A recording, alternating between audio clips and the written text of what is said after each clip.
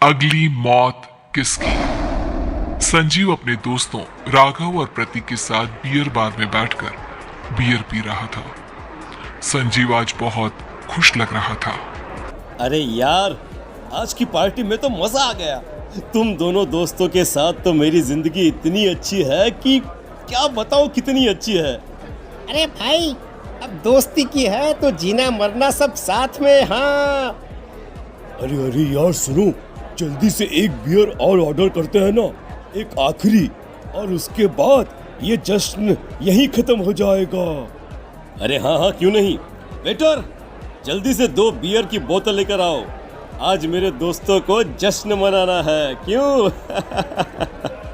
इतने में वहां पर एक बहुत सुंदर लड़की छोटे छोटे कपड़े पहनकर हाथ में बियर की बोतल लेकर उसके पास आती है। ये लीजिए, आपने बियर ऑर्डर की थी ना, मैं लेकर आ गई। क्या बात है यार, इस बार की वेटर तो बड़ी सुंदर है। अब बियर लेकर आई हो तो अपने हाथों से ही पिला दो ना। हाँ हाँ, क्यों नहीं, जैसा आप बोलोगे मैं वैसा ही करूँगी। क्या बात है यार, अब तो लगता है रोज यहीं आना पड़ेगा। उसके बाद वो लड़की उन तीनों को बियर सर्व कर देती है। पार्टी करने के बाद वो तीनों अपने अपने घर जाते हैं। प्रतीक, संजीव और राघव को उनके घर छोड़कर जैसे ही अकेला अपनी कार में आकर बैठता है तो अचानक उसे एहसास होता है जैसे उसकी कार की पीछे वाली सीट पर कोई बैठा हुआ है। वो तुरंत पीछे मुड़कर देखता है। तुम यहाँ क्या कर रही हो? और तुम मेरी कार में कब आई? अरे तुम तो बार में वेटर थी ना। बस ऐसे ही मेरा दिल कर रहा था आपके साथ आपके घर चलने का, इसलिए मैं आपके साथ चली आई। अरे लेकिन तुम मेरी कार में आई कब? अभी कुछ देर पहले तो यहाँ पर मेरे दोस्त बैठे हुए थे। प्रतीक के इतना बोलते ही उस लड़के का चेहरा खतरनाक तरीके से बदल जाता है। उसकी आंखें पत्थर की तरह सफेद और पूरे शरीर पर नीली नीली नसें उभर आती है।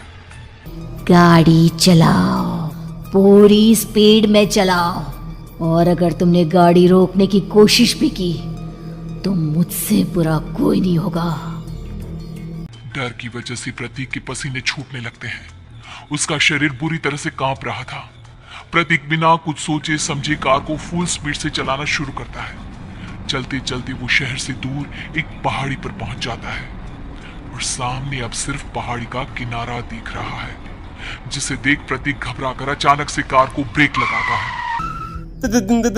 देखो देखो देखो देखो, मुझे छोड़ दो मुझे। अगर अगर अगर मैंने गाड़ी जरा सी भी आगे बढ़ाई तो हम दोनों नीचे गिरकर मर जाएंगे। ये तो तुम्हें पहले सोचना चाहिए था ना। अब कुछ नहीं हो सकता।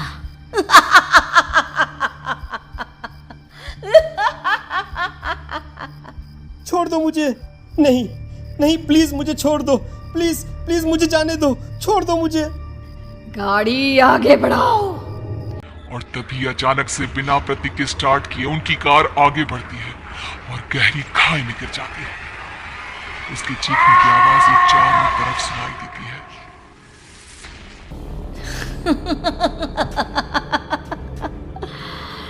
तुझे मारकर मेरे कलेजे में जल रही आग को थोड़ी शांति तो मिल गई, लेकिन अभी ये कहानी खत्म नहीं हुई। और फिर अगले दिन राघव और संजीव को पता चलता है कि प्रतीक की पहाड़ी से नीचे गिरकर मौत हो गई। अरे कल रात की तो बात है यार, हम सब बैठकर पार्टी कर रहे थे, लेकिन मेरी एक बात समझ में नहीं आ रही। राघव शहर से इतना बाहर उस पहाड़ी पर इतनी रात को क्या करने गया था? अरे यार, वही सोचकर तो मैं भी परेशान हूँ। हम दोनों को छोड़ने के बाद तो वो सीधा अपने घर जाने वाला था, और वो आत्महत्या क्यों करेगा भाई? कल रात तक वो कितना खुश था, हमारे साथ सेलिब्रेट कर रहा था। हाँ, लेकिन पुलिस ने तो यही कहा है कि प्रतीक ने अपनी कार को जानबूझकर पहाड़ी से नीचे गिरा दिया और आत्महत्या कर ली। अरे यार, संजीव मेरी तो कुछ भी समझ में नहीं आ रहा है। चल ठीक है, अब मैं अपने घर जाता हूँ। Okay bye. राघव अपने घर में अकेला था। दोपहर का वक्त था। तभी दरवाजे की घंटी बजी। कौन है? अरे 1 मिनट रुको, अभी आता हूँ। राघव ने जैसे ही दरवाजा खोला उसने देखा कि सामने एक बहुत खूबसूरत लड़की खड़ी हुई है। कौन है आप और यहाँ किससे मिलने आई हैं? देखिए ना, बाहर बारिश शुरू हो गई थी, मेरी गाड़ी खराब हो गई है। आपका घर नजर आया तो सोचा कुछ हेल्प ले लेती हूँ।